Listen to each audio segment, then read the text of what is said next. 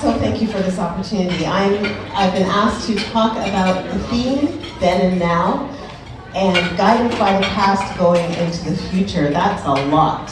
It's a lot to cover in a short period of time. But I'm gonna take a swing at it. I came to Canada in 1975. I was 6 years old. Canada had opened its borders to immigrants, and we left Jamaica and settled in the city of Ottawa. Back then, there were still communities in and around the Ottawa area that had never seen a black person. Had never seen a black person, let alone had one living in their neighborhood. Transitioning to Canadian culture wasn't all that easy. Back then, we felt like we had no choice but to assimilate into Canadian culture as much as we could, hence no accent. We never forgot our roots, but as they say, when in Rome, right? So shortly after we arrived, I was 7 years old. One Saturday morning, I toddled down to the main floor of our house. The TV was on, and it was some kind of National Geographic show. And I heard the narrator say, when God created the Negro, sorry, it's still just so asinine to me, but anyway. He said, when God created the Negro, he darkened the skin, widened the nose, fattened the lips, and lessened the intelligence. I was 7 years old, and I remember shaking my head and going, what an idiot. Right, at 7, I already knew that was just pure rubbish, right? But back then, to the culture of the day, we were still considered those people, right? One of my favorite sayings is forget the past. Remember only what it taught you. The past cannot be undone, but there are lessons that we have to take from the past because they help to inform who we are. While I believe that we can't move forward if we're holding on too tightly to the hurts or the successes of the past, I do believe that we must understand where we come from in order to know where we want to go. You see, you can't make decisions about how you'll respond in the present, about your future choices, about anything, really, unless you're grounded in who you are. So I'll be honest, at first I had a bit of trouble conceiving a speech or coming up with something to talk about because, the theme is then and now. And as I said, I don't spend a lot of time in the past, I don't dwell in the past, but I do know what I want to take from it. Some people, when they think of Black history, they think, should I pose? They think of slavery, indentured servitude, lynchings, injustice, apartheid, segregation, police shootings. They think about Trayvon Martin, and they think about Sandra Bland. We could focus on the horrible injustices that have been perpetrated against our ancestors for generations, but that isn't where my mind goes. The more I study Black history, the more I'm reminded of 2 Corinthians 4, verse 8 and 9. We are troubled on every side, yet not distressed. We are perplexed, but not in despair. Persecuted, but not forsaken. Cast down, but not destroyed. This is who we are. We are, as a people, beautiful, intelligent, witty, wise, and talented. We are fast, strong, dedicated, persistent, innovative, and committed. We have endured much. We have persevered much. We've had to work harder, longer, and smarter in order to get ahead. Despite the many barriers placed before us that would hamper our success as a people, we have overcome. This is who we are. So when I think of then, I can't help but think of all the ways Blacks have made history in spite of the trouble, the persecution, the attempts to hold us down. I think of the ancient queens of the Queen of Sheba, the Egyptian pharaohs and queens. I think of Josiah Henson, Harriet Tubman, Frederick Douglass, and the Underground Railroad. I think of Marcus Garvey, Viola Desmond, Rosa Parks, Malcolm X, Martin Luther King, Barack and Michelle Obama. I think of Buffalo Soldiers. I think of the Colored Corps. I think of the Million Man March on Washington, and I think of Nelson Mandela, Desmond Tutu, Kofi Annan. I think of Katherine Johnson and a team of Black female mathematicians who helped to put man on the moon. I think of Lincoln Alexander, Michael Jean, Perdita Felicien, Donovan Bailey, Shelley Ann Brown, Usain Bolt, Andre DeGrasse, and yes, I even remember Ben Johnson. Okay. Kareem Abdul-Jabbar, Magic Johnson, Michael Jordan, LeBron, Kobe. I think of St. Catharines versus Hutchinson, 1871 and 1803, that decided against segregation of schools in Canada. I think of Brown versus Board of Education, 1954, which decided against segregation in schools in the United States. Did anybody catch that discrepancy? 1800s for Canada, 1954 for the US of A. Go Canada! Now I'm no fool. I know that in every community there are misfits, criminals, despots, murderers, addicts, charlatans, con artists, and bums. I know it. I know the world is still full of injustice. In many ways, society is reverting to the divisiveness that defined apartheid and segregation, and sometimes, especially lately, feels like we're going backwards.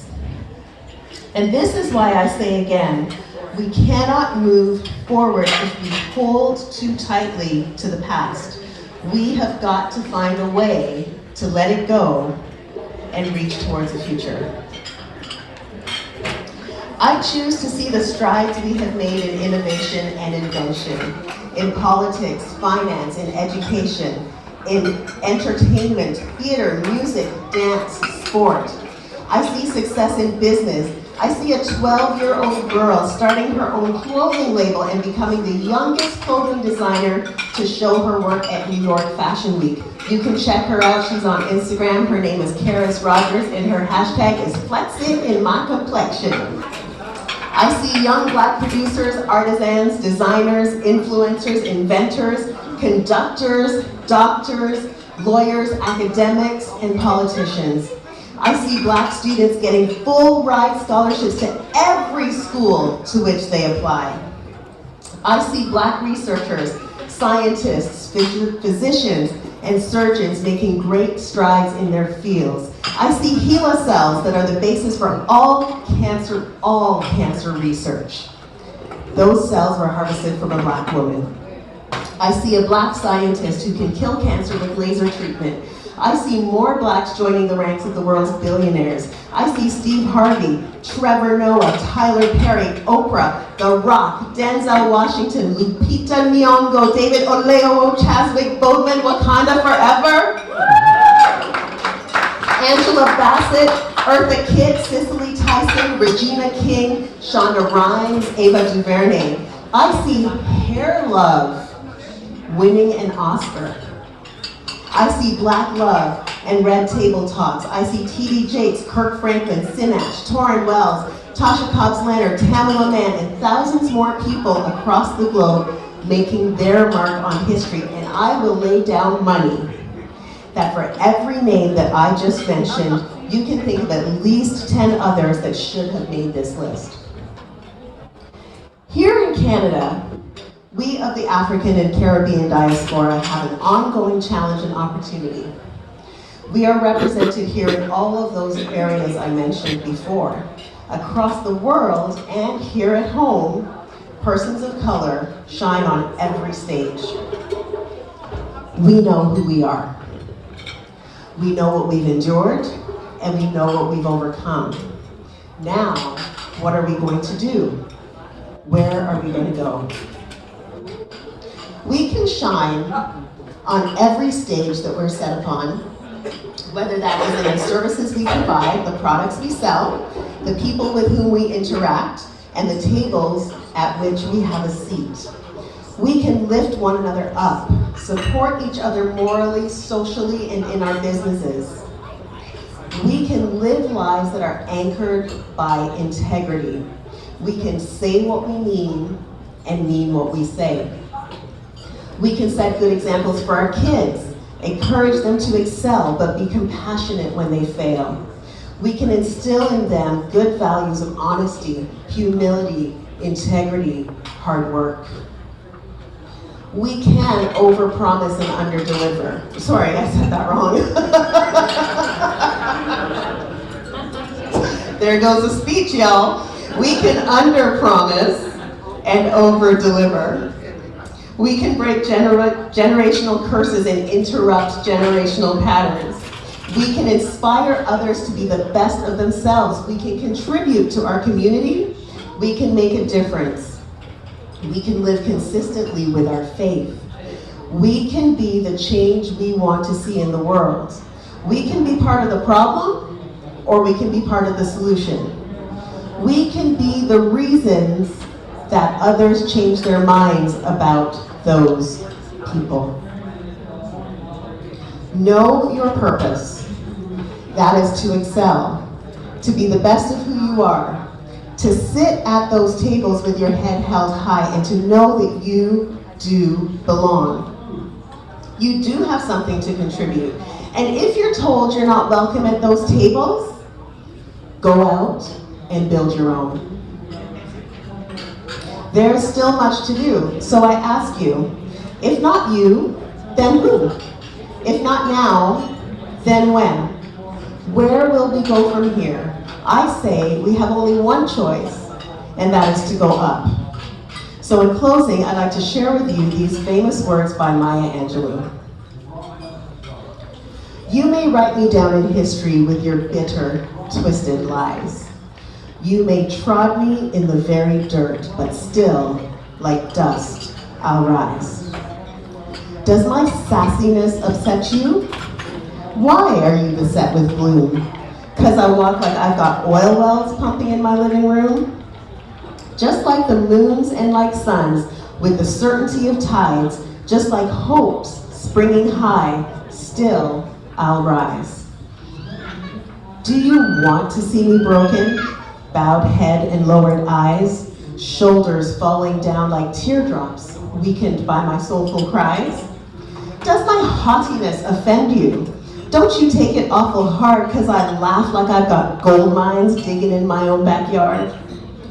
You may shoot me with your words, you may cut me with your eyes, you may kill me with your hatefulness, but still, like air, I rise. Does my sexiness upset you? Does it come as a surprise that I dance like I've got diamonds at the meeting of my thighs? Out of the huts of history's shame I rise. Up from a past that's rooted in pain, I rise. I'm a black ocean, leaping and wide, welling and swelling, I bear in the tide. Leaving behind nights of terror and fear, I rise. Into a daybreak that's wondrously clear, I rise. Bringing the gifts that my ancestors gave, I am the dream and the hope of the slave. I rise, we rise. Thank you.